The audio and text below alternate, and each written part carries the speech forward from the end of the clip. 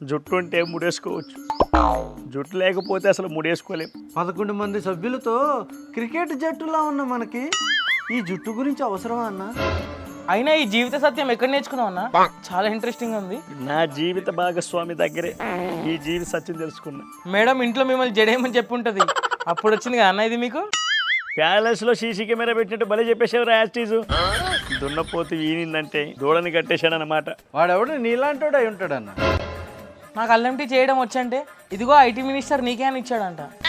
నాకు ఫ్యామిలీతో foreign trip వేయాలని ఉందంటే ఎవడో పనికిమాలినోడు పర్యాటక శాఖ నీకే అన్నాడంట.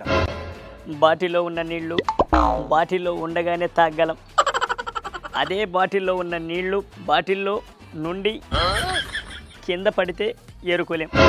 రెడ్ బుక్ పేజీలో మన పేరు లేకపోతే ప్రశాంతంగా ఉండగలం, అదే రెడ్ బుక్ పేజీలో మన పేరు ఉంటే కోలుకోలేం.